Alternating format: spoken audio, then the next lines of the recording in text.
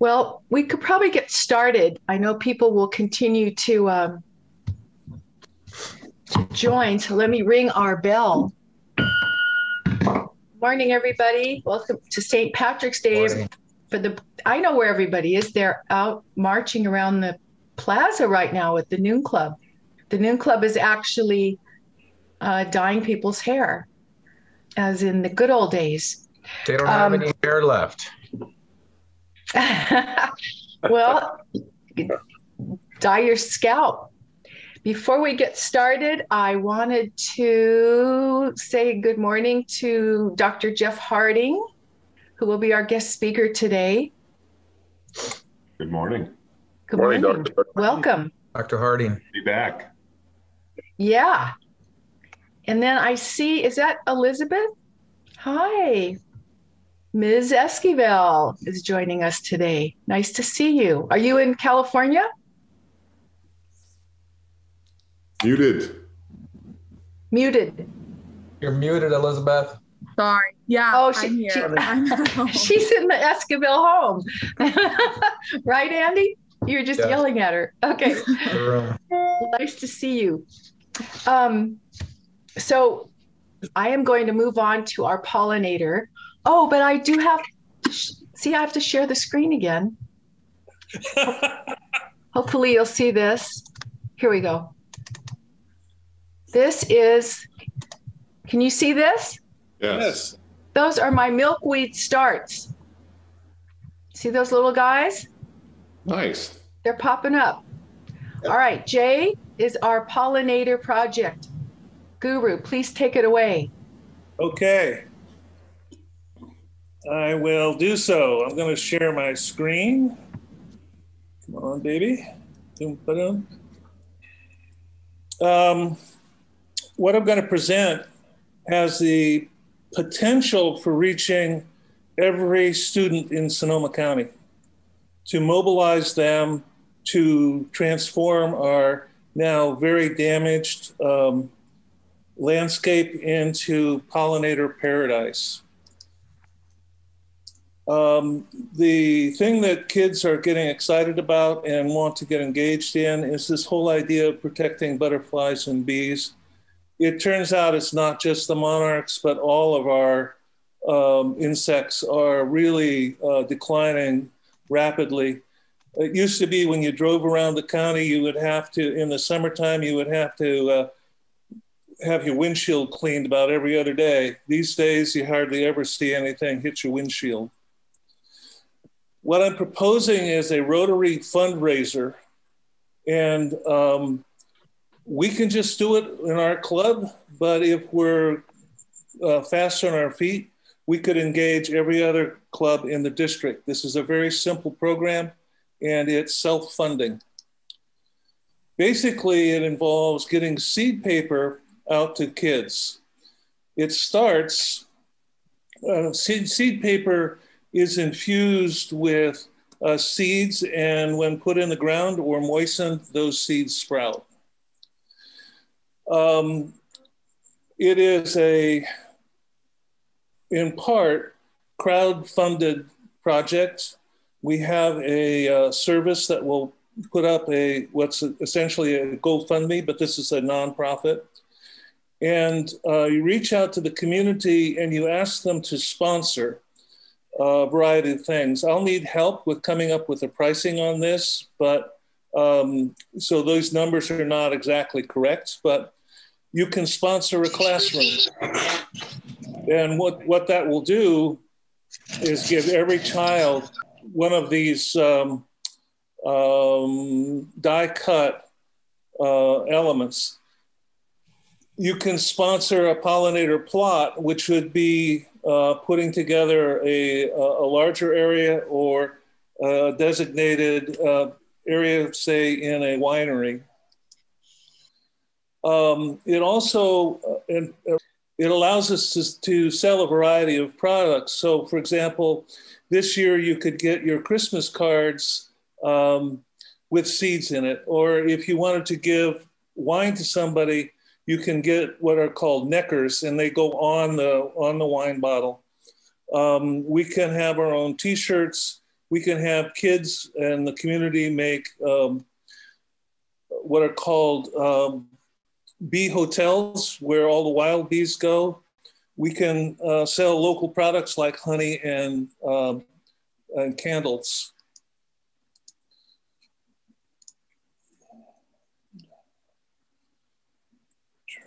Oh, come on now. What happens is once the kids are engaged, we'll have a number of activities that happen through the summer. But the culmination of this is we give every kid in the district a sheet of pollinator infused paper, and they go out to designated areas and plant those throughout the county.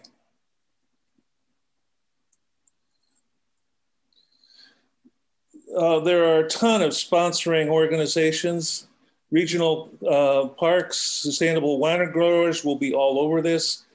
I expect county tourism to give us money to implement the activities. We've been in touch with Grab and Grow.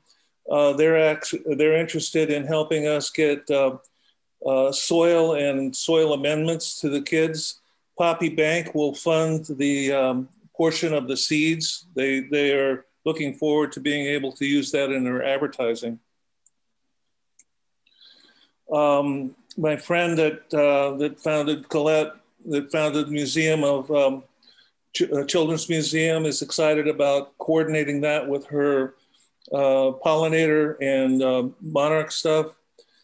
Our local librarian is doing a pollinator discovery. It's called Finding Where the Wild Things Are, and it's a geocaching game where the kids go out and they have a passport, and when they get to the cache, in the cache are stickers, and they put those stickers on their passport, and they come back and they get a reward, and there are a number of educational activities that she has planned for it. The Sonoma County Environmental Collaborative is all of the organizations that are interested in education. So that's a very convenient place to reach out. And key to this will be the Sonoma County Office of Education. And actually here in town, we'll be touching base with our new director of HEF because the genius of this campaign is you're giving something that takes 5 minutes in a classroom, and every kid gets one. And it's a way of mobilizing all the children and getting materials to them that they can then use to do positive action. Katrina, who attended some of our meetings and has been with the SRAG group, is willing to go out and spread this message to all of the other clubs. We've got 46 other clubs that can engage. Belinda Fernandez is a long-term friend of mine. She's in Sebastopol and a very high-end designer. She has contracts with a number of the people that we're talking to. For example, she's done a big campaign for regional parks. Pollinator Partnership is a resource for us that will provide technical assistance.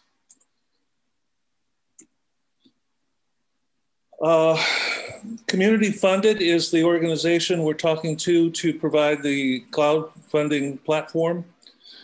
Greenfield Paper is a company out of San Diego, and they will custom design anything we need in terms of product. So there you have it. Let me stop sharing here. How do I stop sharing? Gotta go back to stop sharing. Okay, there we go. Not bad. Nice, Jay. I'm not sure if any of you have seen the article in yesterday's Press Democrat about the problem with the monarch butterfly. And I think Katrina, Suzanne Clark, one of your your colleagues has been on there, was interviewed quite thoroughly. We've got most of the people who are involved with butterflies locally in our Facebook group, which is Pollinator Healdsburg. So if you go into Facebook and look for a group and just type in Healdsburg Pollinators, it'll pop up. I will give you permission to get in.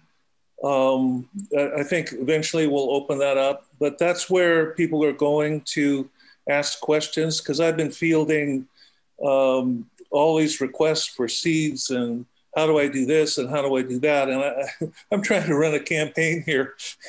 I can't be providing the knowledge, but there are a wonderful group of master gardeners and people who are raising butterflies and growing milkweed and pipevine and stuff. So we've got a tremendous resource. So we've just got to pick this stuff up and share it around. That's what Rotary is good for. We can give the buckets and people can carry the water.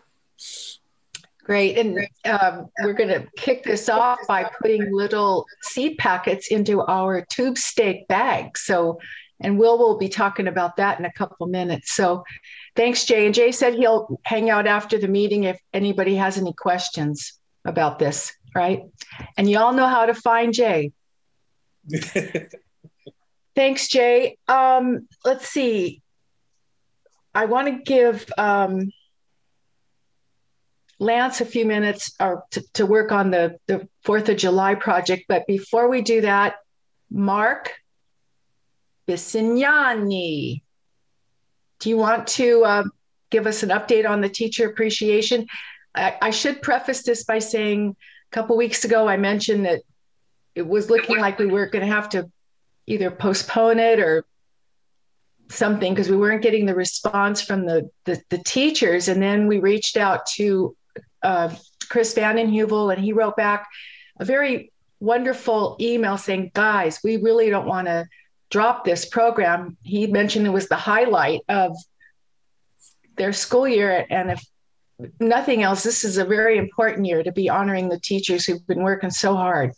So it was very gratifying to get that note from him. So Mark, why don't you go ahead and well, that's because Jeff Harding trained him so well. Great job. Yeah, exactly.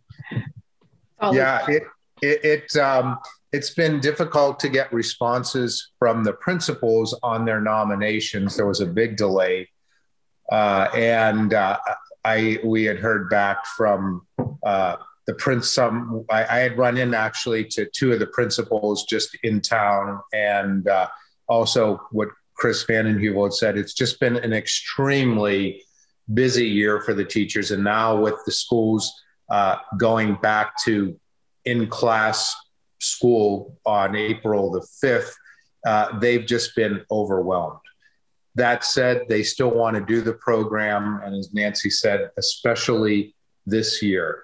So in the last week and a half, we've managed to get nominations from all 5 principals and some information on most of the teachers. We still have a name without any information on 1 or 2 teachers. So we're going to go ahead with the program. We need to make sure the program this year is very directed and concise, because I think what they've done in past years is they've had substitute teachers for the teachers who were nominated. But this year, the teachers who are nominated, there are no substitutes. They're going to have difficulty. So the teachers need to be ready and prepared to be at their very first class. So I would like to keep the meeting to about 40 to 45 minutes. I've asked them what time the meeting needs to conclude for teachers to be in their classes. I've not heard back yet, but I'm anticipating that we may need to start our teacher appreciation ceremony possibly at 6:45 rather than 7 o'clock, and just be very, very concise and directed with the meeting. But it is right now slated to be for Wednesday, May the 5th, possibly starting at 6:45, and we'll need to be very punctual with the start time. Again, this is so that the teachers can get to their first class. Okay, thanks, Mark. We will be in touch. I'm working on getting our dignitaries. We're not sure yet if they're going to actually have a presentation due to the time constraints, but they will be providing the certificates and things of that nature. So I also just want to say one last thing is I've gotten, in talking to the teachers, and Chris mentioned this too, Nancy, we gotten a lot of positive feedback from the ceremony last year. People thought that it really went off really quite well. So I think we can be I think people appreciate sometimes things that don't run on and that are to the point and concise. And I think that we can do a good job honoring these teachers this year and still keep the meeting to basically a 45-minute limit. So. Yeah, victory snatched from the jaws of defeat, as they say, on Wide World of Sports. All right, thanks, Mark, for persevering on this.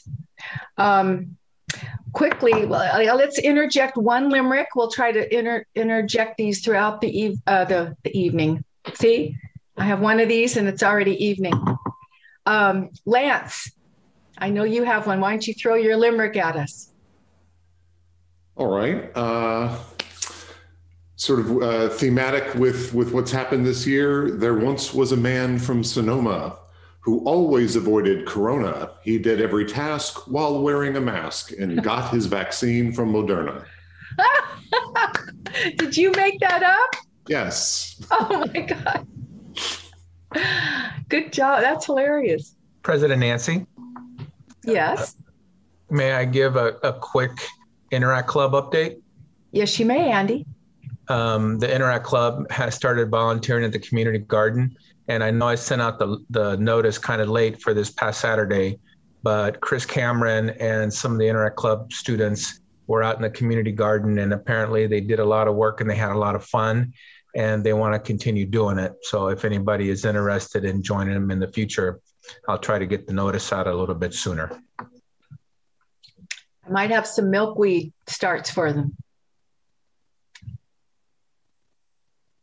All right. Thank you, Andy. Will, do you want to talk to us about our project? Let me, darn it, I am such a lame brain when it comes to this stuff. Let me share my screen real fast because we have a poster. Can you see it? Yes. Okay. Will, do you want to talk about this briefly? Good morning, fellow Sunrise Jesters. April 1st coming up, our 12th anniversary of the club. We're going to be doing a very fun afternoon pickup of drive-through dinner, tube steaks under the stars. It'll be our benefit for eradicating polio. Look at that picture right there. That's what we need. Tube steaks under the stars. Benefit. All the proceeds go to supporting Polio Plus and ending polio worldwide. We have it set up so you can go in and buy your ticket, buy your meal online through our Club Runner site. So what we want to do is ask everyone in the club to take that information. We'll be forwarding out that flyer and forwarding out that link and sending it out to your network. If everyone can get 4 to 5 people to contribute, and remember, this is a fundraiser, so $125 secures your great meal, and the proceeds, again, going to Polio Plus. April 1st, it's a Thursday, partnering also with Healdsburg Running Company and Skip for his fun run that evening, so we're getting some communication out of social media that manner as well. And look forward to a fun evening and hopefully getting everyone in the club to participate and reaching out to your network, family, friends, colleagues to join the fun, swing on by. And then if I understand correctly, we're also going to be having a club Zoom, something like that around 6 o'clock if President-elect, I think, is going to be leading that, if I'm not mistaken, Larry Mills. So again, that's a quick update. April 1st, And I also want to just give you a quick video of what's happening down here. Nancy, if I can share this. I don't know if you can see, but out in front, we have the morning club has been spray painting their hair green. So they got an early start to their day, and they are doing their fundraising for polio as well. So lots of great things happening here in Healdsburg. And that's about it. Any questions, happy to take them. Otherwise, we'll move on. So, Will, I understand that Skip Brand is printing up that poster that I was just showing, right? He is, yes. And so do you want some of us to go around town and put them up, or how do you see that happening? That would be great. If we could have a few people volunteer, the posters will probably be done this afternoon or tomorrow. We've got people that are willing to walk around to go out and distribute them to the local merchants and post them in different public spots. That would be great. So if you want to volunteer, if you could send President Nancy a note or raise your hand so we can connect with you and get posters in your hands, that'd be great. Thanks, Will. All right. Thank you. Okay, why don't we do a quick, as much time as we need. We just have to be mindful that we want to save enough time for our wonderful guest speaker, Dr. Harding, at 7:45. But I know Lance would like to chat with the club for a bit about the 4th of July. And back to my screen here. I have a picture here of before COVID and after COVID. We've got the kids in the car, but hopefully we get to go back to this fun time back on the plaza. So Lance, why don't you go ahead and share with the club what we've learned so far? Sure, absolutely. I've kicked off the planning for this year's 4th of July event. Had a couple of meetings sort of talking about what the structure might be like. And then a few days ago, we had a call with the city, with the Parks and Rec folks, to sort of look at what our options are, what are they thinking about in terms of what's going to be allowed, where's the city going to be, what's the policies. And right now it is pretty unclear. There's no guidance yet from the state or the city on outdoor events of this sort, right? There's guidance for sporting events with tickets and how much density you can have in a seated venue. But because there's things like fireworks and Tuesdays on the Plaza and things like that that are going to be coming out, they clearly are going to have policies around those things coming soon. But we don't see what they're going to be yet.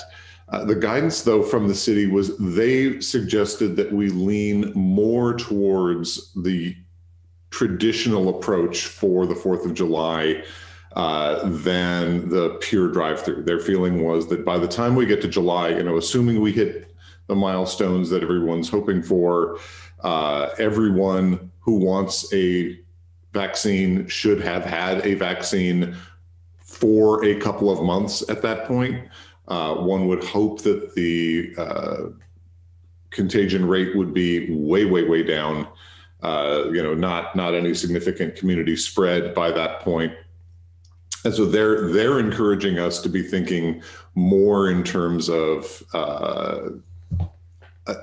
maybe not exactly what we always do, but in the plaza, they're suggesting potentially taking over the streets or even some of the surrounding streets so you have a larger area for the event so you could get the density down.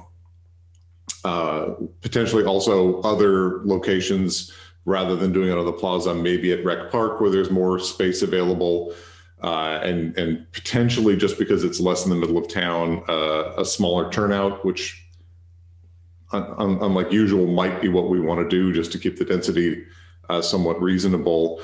But I'd really like to get the feedback from the group on what do you think about that direction? What's the comfort level of the membership with that sort of direction for things? and which of the events do we think are most appropriate or not appropriate to be conducting on the 4th, even if, you know, the situation is what we hope.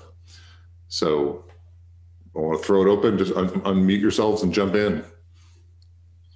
Lance, I think that you could do the parade. I think food sharing may be problematic. I think keeping it short is probably the best way to go. Just if we can just start with the parade and plan for that, and then add things as they become more or less problematic, might be the way to go. Yeah, I was thinking the parade was one that was probably fairly easy to do. You can have people sort of space out. We could take over more space, you know, more area to keep the density of the parade reasonable. It was also suggested that the music is something that we could do. So if we had the bands up on stage, that's nice, festive. People can listen to that, but they can also sort of not be packed in close. We did have some discussion of the food options. Actually, one of the big concerns was things like the shared condiment dispensers, right? That's where you're going to have the contact, because we have restaurants doing food outside as long as we have appropriate food handling, like the giant pie, you know, be really easy to just hack that up. You're just handing out disposable plates, you know, and so forth. That seems pretty safe. I worry about the duck dash just because you're going to have all the kids. You can't keep the kids out, right? So everyone's going to be all over that. And so that might be difficult to do, at least in its existing form. So anyone else, in particular, Doug, do you have thoughts on sort of this approach of the safety, or where we'll be at that point?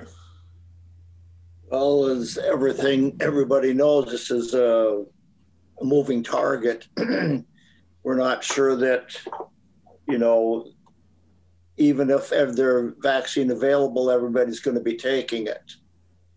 I mean, we probably have 30% of the population that refuse to take it, even in Sonoma County. So I don't know if we're going to have that herd immunity at that time. I think it's pessimistic. I'm not pessimistic about, you know, even getting everybody inoculated by the end of May. There seems to be lots of problems with even doing routine immunizations with this. You know, the little kids aren't the problem. They're in school. They're exposing themselves. You know, they're close together. They're not going to spread the contagion. It's going to be the parents that do it, and how involved the parents are going to be. My thought would be, if we have it, we should have it at Rec Park, have maybe 4 or 5 activities that are spread out over the 2 or 3 acres that are there, and give the kids a chance to basically run around. Parents aren't going to be running around with them. I think it'd be much safer to have it at a place like that rather than congested.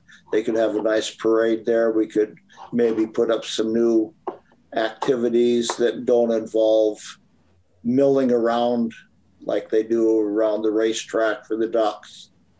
You know, duck painting was fun, but that'd have to be way spread out. They really enjoy the decorating as part of it. But I think having it at a large open area, not the plaza, would be the safest thing to do if we even decide to go ahead with it. So that's my take on it.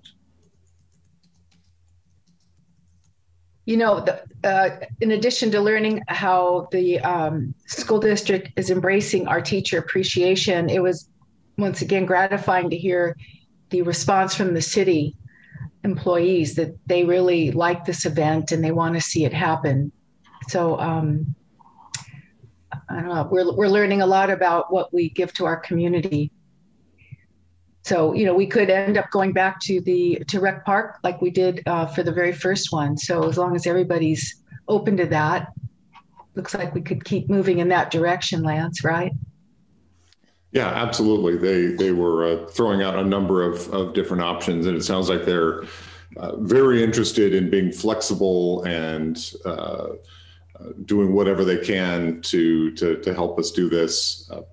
They have somewhat limited resources. During COVID, the funding for their department was heavily slashed, but there have been some grants as well that are coming in, so it may come back. So the number of questions far outnumbers the number of answers that we have at this point, but we want to sort of make sure, because it's coming up. It's not that far in the future.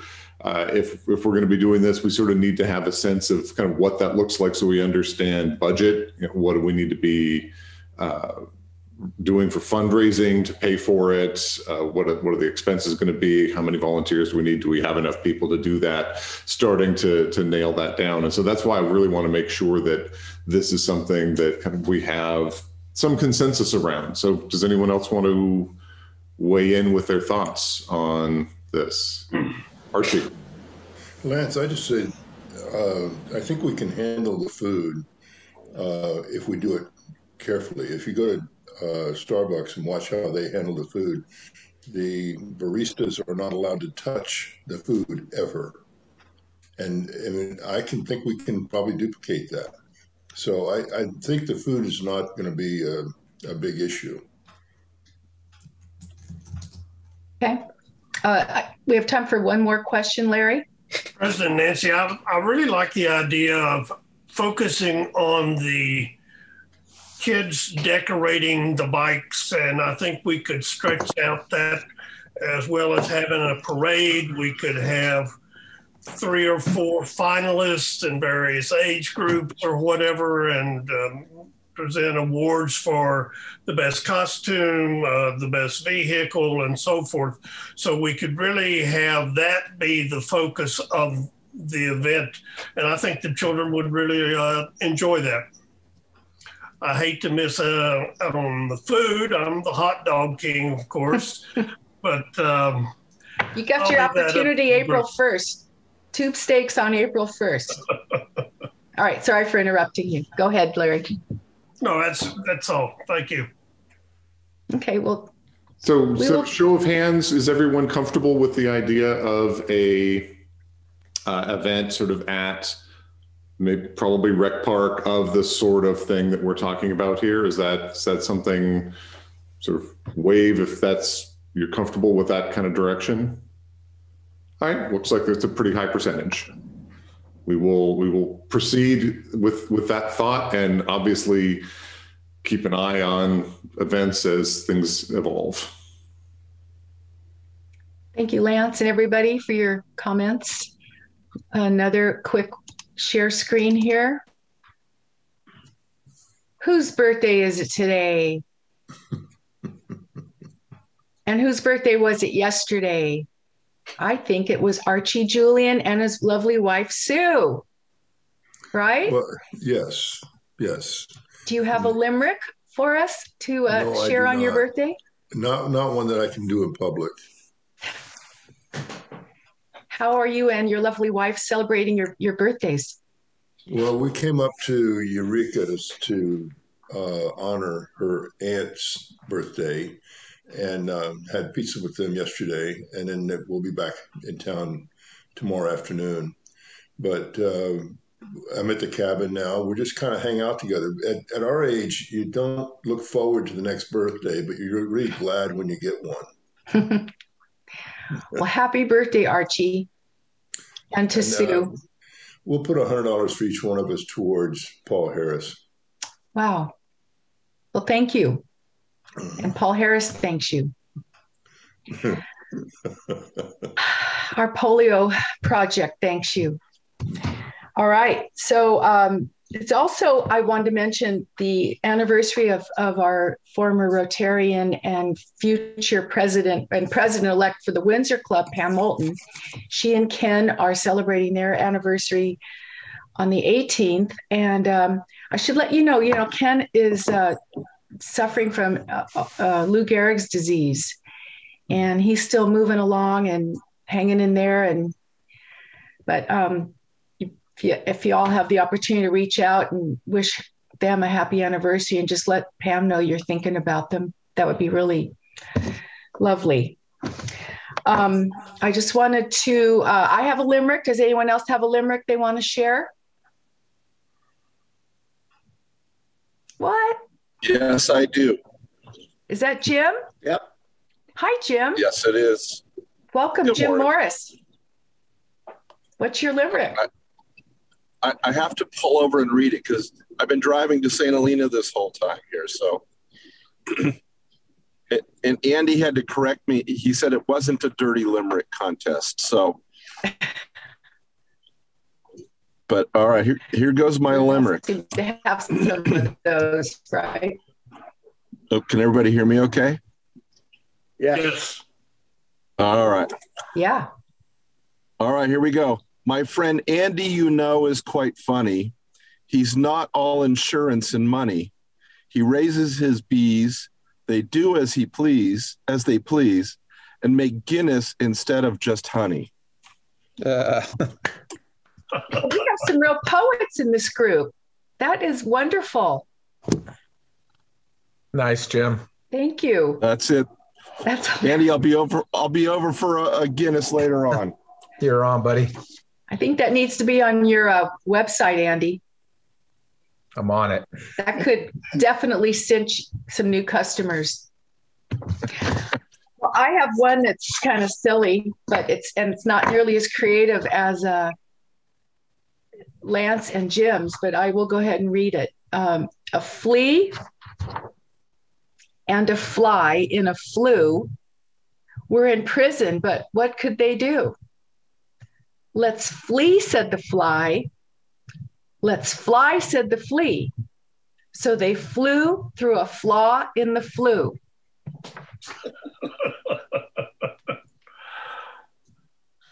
That's hard. Okay. I have one, President Nancy. Oh, go for it, Andy. The Sunrise Club is full of jesters. During the pandemic, they became nesters. Sign up for the vaccine, say nothing obscene, and return to your true form, besters. I need to get these in writing. I want to publish them on the website. Those are hilarious. Jeff has got his hat on. That limerick was a nice prelude to the next part of the meeting. That's right. Well, let me get that going here.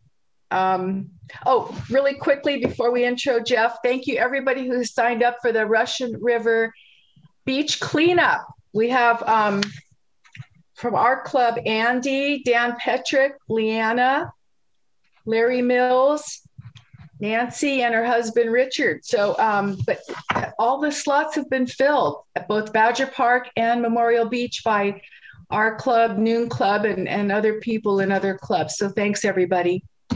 All right. And with that, I am going to introduce our esteemed speaker and former Rotarian Jeff Harding. Dr. Jeff Harding served public and private schools in California for more than 36 years, retiring from his most recent position as superintendent of the Mountain View, Los Altos High School District in 2019. Known for his collaborative style, he led the Healdsburg Unified School District through a challenging financial crisis in 2008. He served as founding principal of Windsor High School and later as assistant superintendent in Windsor. Early in his leadership career, Dr. Harding helped to launch the highly acclaimed Integrated Studies program at Drake High School in Marin County. He has taught classes from middle school through college and is an honors graduate from UC Berkeley, where he was a Sherman Fairchild Scholar. He completed his doctorate in organizational leadership in 2007. And, you know, it's wonderful when Dr. Harding was our a member of our club. He helped move us through the beginning stages of our morning club. So your skills were put to good use, and we do miss you very much. So with that, I will hand it over to Jeff Harding. Fantastic. It is so good to be here. I don't have that many opportunities to wear my jester hat. You know, it's not something you can wear everywhere. So it was in my desk drawer. I was sitting here this morning saying, I still have that right here in my desk drawer. So it's a pleasure to be here. It's been a long time, but I'm pleasantly surprised at how many members remain after so many years. My wife and I went down to the Silicon Valley to take the position in Mountain View, Los Altos, retired in 2019 and had been living nomadically in Airbnbs all around the world after we retired. And then COVID hit, and we were, the nomadic lifestyle and COVID don't go well together. So we came back to Sonoma County, and it's really been a pleasure coming back. Before I jump into vaccinations and schools, I do want to acknowledge the importance of the Teacher Appreciation Breakfast. For the teachers who get acknowledged by the public the way you do it, it is one of those significant moments in their life. And I've seen them afterwards. It's teary-eyed and just glowing with joy. And and you've done it year after year and really touched many educators. And I encourage you to keep doing it, even if it's in an abbreviated version. It's really significant to them. So thank you. So schools closed approximately 1 year ago. And as we go back to that time, no one thought that schools would be closed for a year. Sort of the general thinking was 2 weeks, 3 weeks, 4 weeks maybe. And here we are a year later in a really dark year. It has been a very, very challenging time, not only for our staff, but for children in general, for parents, for community members. If any of you have young people in your life, you know how challenging it's been, whether it be kindergarten students who are challenged with Zoom calls, their brains are just not wired to learn that way, all the way through high school seniors who've really had a disrupted year. So the faster we can get out of this, the better. And the approval of vaccines was really the light at the end of the tunnel. And if you've ever been in a really long tunnel, as soon as you see that little beam of light at the very end, we're going straight for it. And that's what people have been doing for the last 2 months or so. And it is a direct sense of urgency to get our schools open.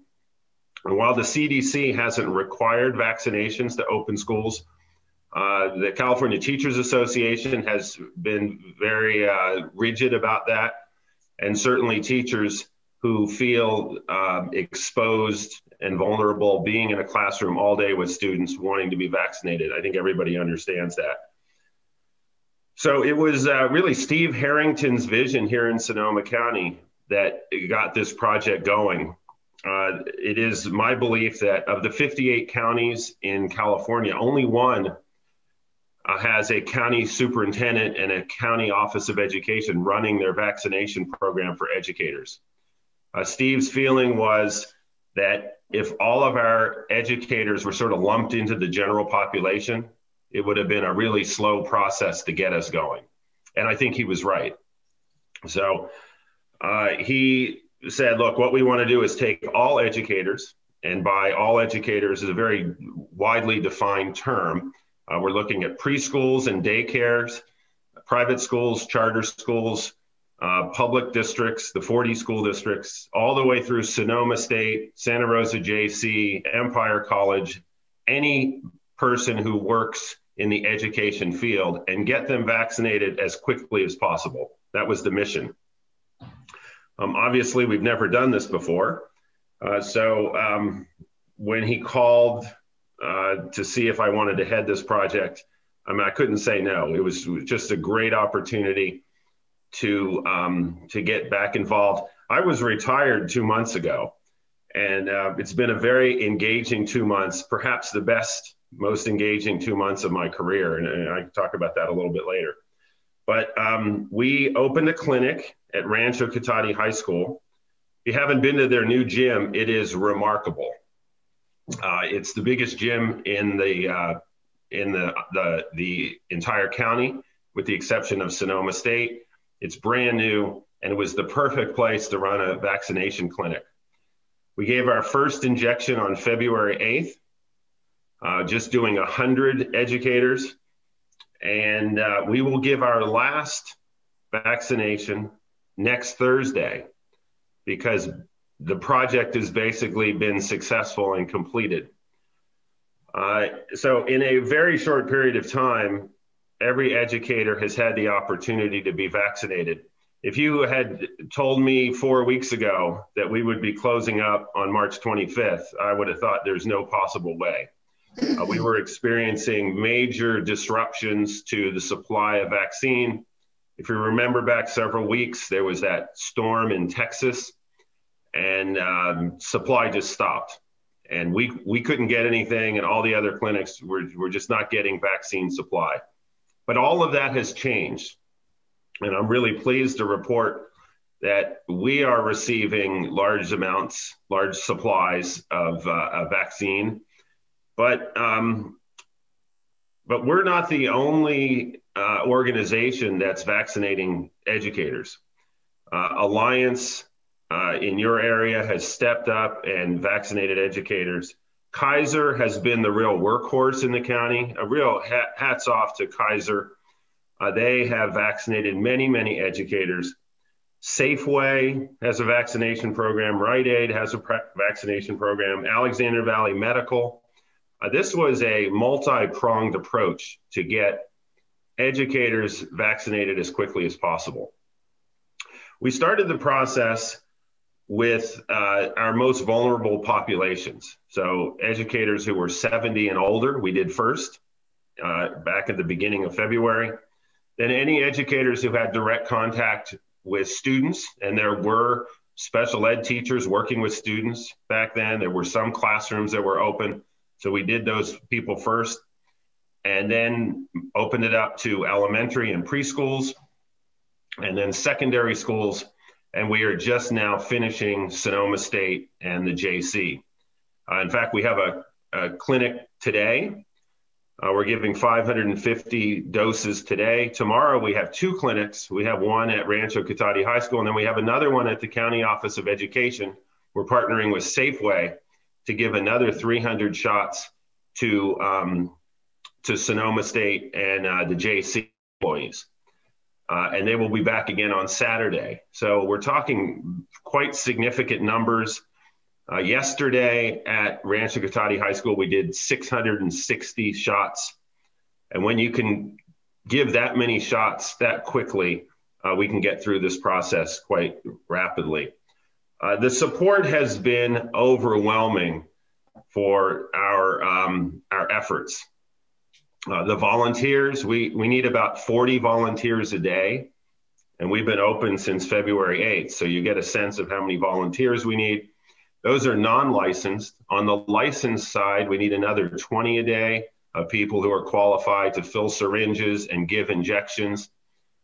We have school nurses that have volunteered, retired doctors. The fire departments have stepped up and sent us paramedics.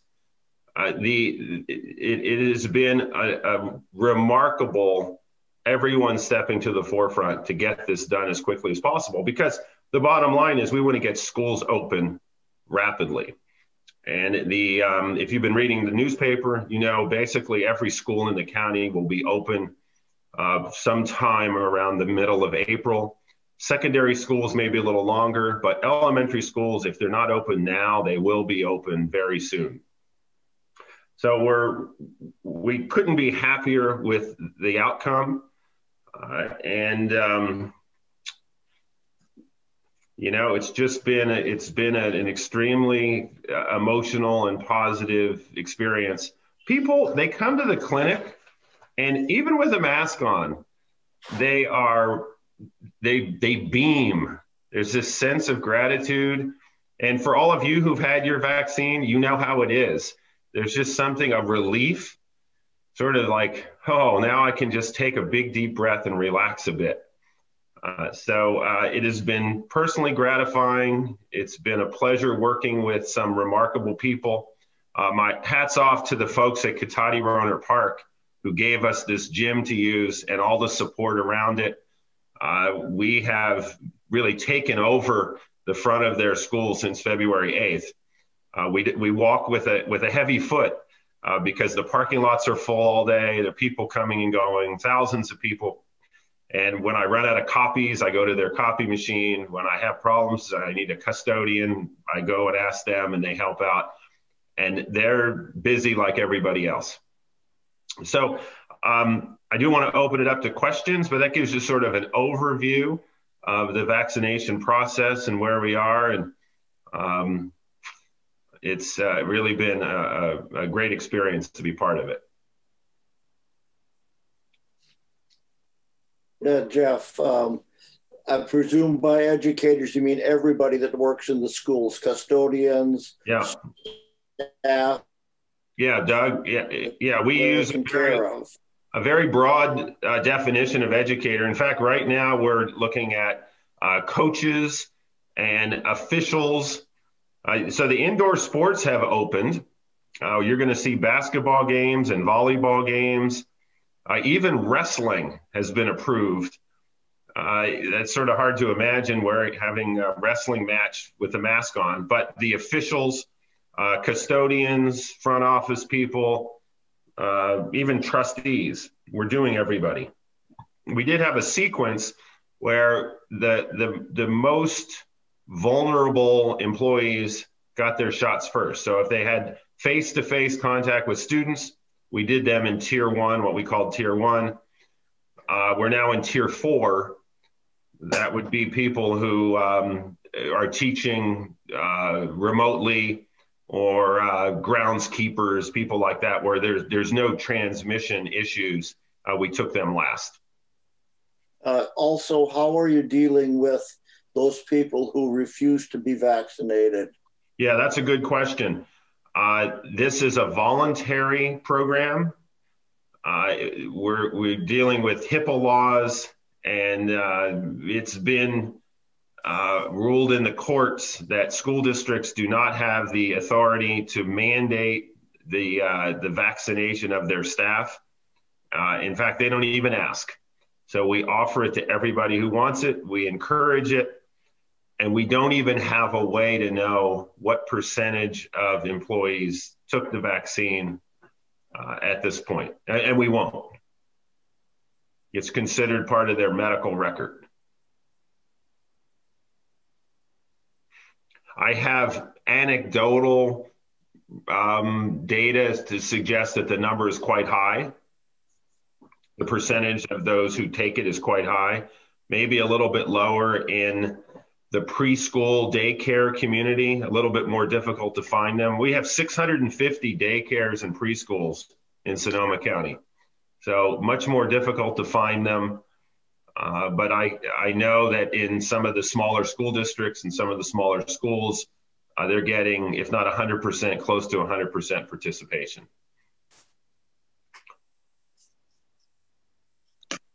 How does this compare? How does our county compare with other districts? Because, you know, we hear all kinds of stuff on the news about the conflicts among the educators. Yeah, our county has a higher percentage of vaccinated people in general than almost any other county. So we are at just over 25%, which at this point is a little bit higher than other similar counties. Educators, sort of hard to know. Some of the small counties, for example, Mendocino County was able to vaccinate some of their staff very early. They had access to vaccine. The biggest issue at the beginning was access. We just weren't getting it. We set up a clinic that could do 800 shots a day. And 3 weeks ago, I closed for a whole week because I had 0 doses. I put in for 4,000 and they gave me 0. That's nobody's fault, but there was just no access. And it was hard to know why one county would get, an allocation and another county wouldn't. It was really out of our control. I thought the public health department here did as good a job as they could given the circumstances. They have prioritized second doses. So every time I need second doses, I get it. But that comes at the expense of first doses.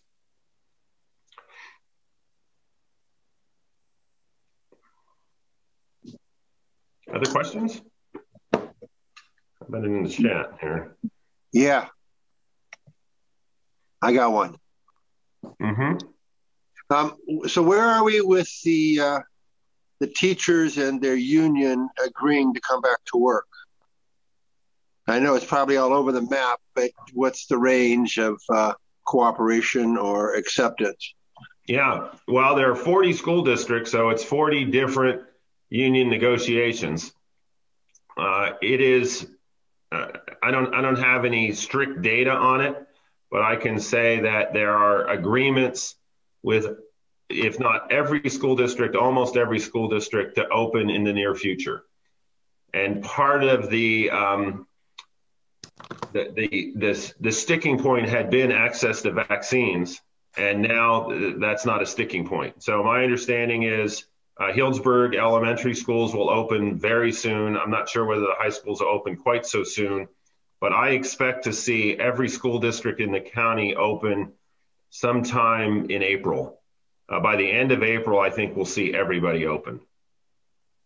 And we are getting good cooperation from the teachers associations now that vaccines have become universally available.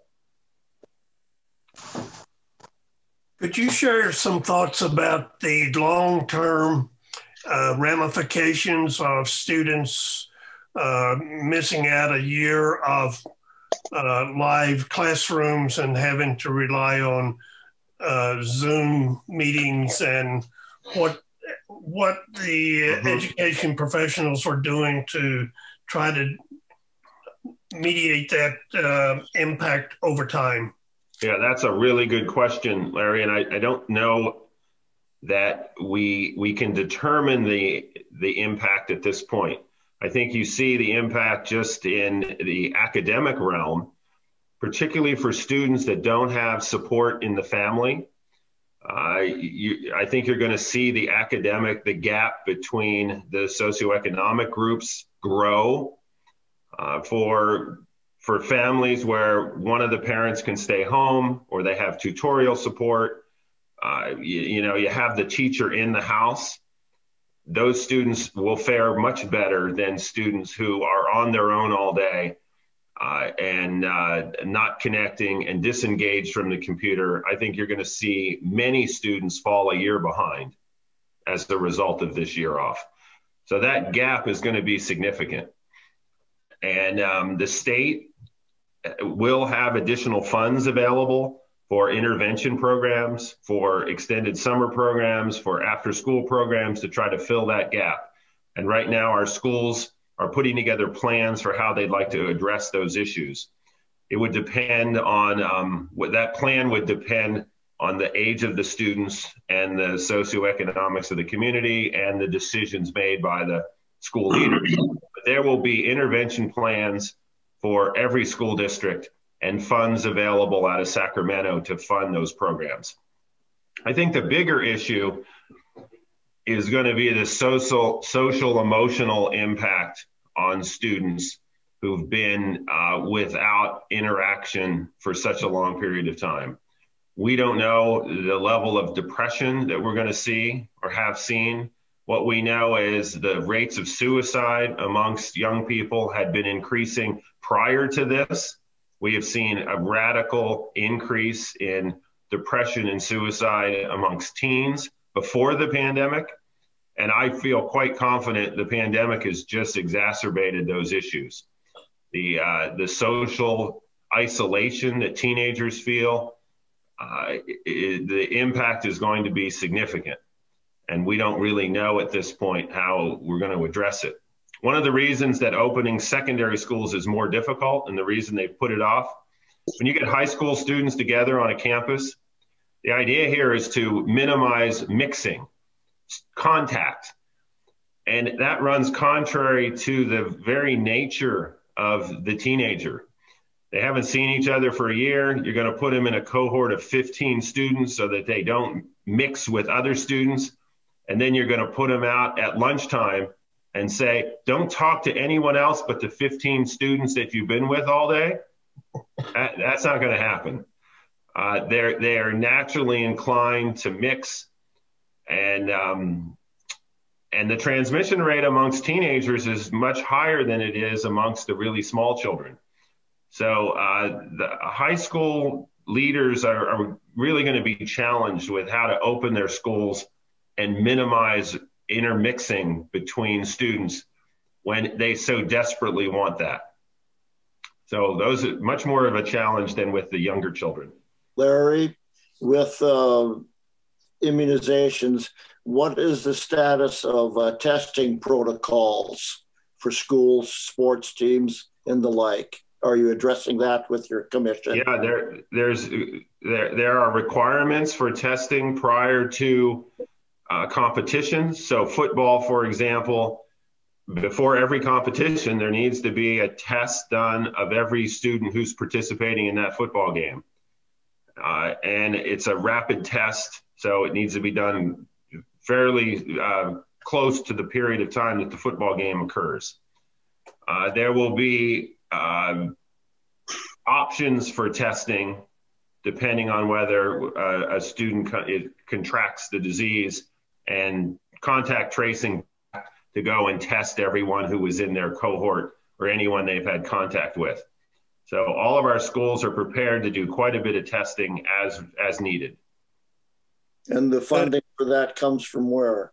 From the state.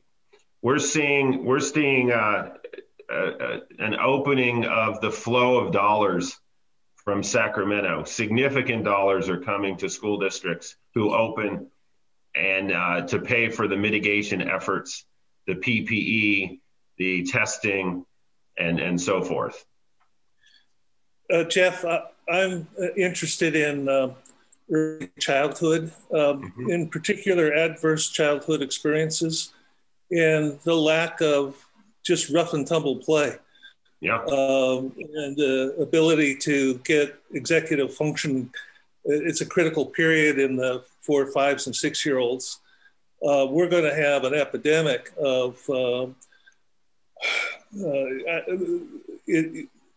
COVID has introduced an 11th adverse experience, and it makes all the other ones that much more likely. Mm-hmm. So the wave of mental and physical impact on this generation of kids is going to be astounding. It's going to be a second epidemic. I'm sure in the back of your mind you're considering this. Can you speak to that a little? Well, I can speak to it only in that there's a significant question mark yet to be answered. I think you're correct. The experts are saying we will see a consequential wave of impact in the months and years to come, but we don't know exactly what it's going to look like because we can't compare it to anything else. There's never been an experience, at least in the last 100 years, where we've restricted student behavior to this degree. I can tell you every school district has mental health professionals ready to go, intervening, and we will see what the impact is. And I think, Jay, it's going to be student by student. I think there are some families that were able to mitigate it quite well, and there are others that were just unable. And you'll see students with depression issues and eating disorders and suicidal tendencies. So I don't have an answer for you other than everyone is geared up, ready to attack the problem person by person, student by student. the reason I'm interested in this, trying to do something with the environment, is that all the kids are very conscious of the existential threat of climate. Mm-hmm. So it's a double whammy for them. They've just experienced something that's existential, and now they're faced with it on a global scale. Mm-hmm. So being able to take positive action as a group when we come out of this may be a very positive way to begin to address these kinds of issues. I agree. And coming on the heels of the fires, I mean, we have students who are in second grade who haven't had a normal year in school ever. Yeah. You know, they've had one traumatic experience after another. Yeah. So the impact will be significant on our youngest children. Yeah. Thank you. Mm-hmm. Okay, well, it's been a pleasure being here. It's been a pleasure listening to you and hearing the good news that our educators are getting vaccinated. I had no idea we were this successful in this effort, Jeff. Just right, what you and Jay were just talking about. My granddaughter, who's 4, when her mom asked her what she wanted for Christmas, she said, "I just want some friends." Mm. Because her preschool was shut down. It's just heartbreaking. So we're all. We gave 200 vaccines to preschool workers this week. We had some Johnson & Johnson that we got, so we did some 1 dose. If any of you know anybody in the education field who hasn't been vaccinated and wants to be, tell them to talk to their supervisor. And I have a direct line of communication. They can email me directly, or they can just contact their supervisor and they will email me, and we can usually get them in a day. That's good to know. Thank you. Yes. Can I just say, Dr. Harding, as a spouse of somebody from the school district, I really appreciate everything you're doing, and it's been fantastic to hear about. Oh, it's Linda. All the progress. Linda's husband. Yes, it is. Yeah. She's got an appointment today, as I recall. She does, for her second shot, yes. Good. So thank you very much for everything that's been done for everybody. Terrific. Thank you so much. Yeah. Wonderful. Well, Jeff, it's really great to see you, and I appreciate that you had your hat on. That warms my heart. As a special way to say thank you, and we're going to be making a donation in your name to our Polio Plus project. So you will, in your name, we'll be continuing that effort. So thank you. And thank you. This has been a really enlightening half hour. Please come back anytime. Are you living in Sonoma County now? Yeah, we bought a house in Sebastopol. So we're just across the freeway. Nice. Mm-hmm. Well, welcome back. Thank you. In addition to thanking you, I'd like to thank our limerick providers.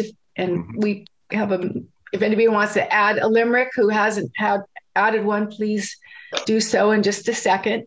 I want to thank Jim Morris for joining us today and providing a limerick, and the lovely Elizabeth Esquivel for joining us. Stay tuned to Will's upcoming texts or emails about our anniversary party celebration fundraiser. We'll be getting those posters out to anyone who needs them, who's willing to go and stick some in some storefront windows. Let's see. Is there anything else? Okay. Oh, next week is Marcus Shelby. He will be our guest speaker. He is the new artistic director for the Healdsburg Jazz organization. So that should be very interesting. Let's see. I don't have anything else. So anyone else have a limerick they want to toss out there? Sure, I have one. Okay. Sunrise Rotary meets every week with a membership highly unique. Our craft talks amaze, good works fill our days. We're fools, but we love it. You think? Yeah. Wow, I'm impressed. I just pulled one out of my husband's head. You guys put pen to paper. I love it. Anyone else? All right. I want to publish these, so please shoot them to me in an email. I see that Lance did already. And, looks like, Jim, you sent yours over. My friend Andy, you know, is quite funny. That was Jim's, right? Anyway, good. Well, thank you, everybody. And Jeff Harding, and it's been a pleasure having Irish coffees with you all this morning. And we will see you next week. Bye-bye.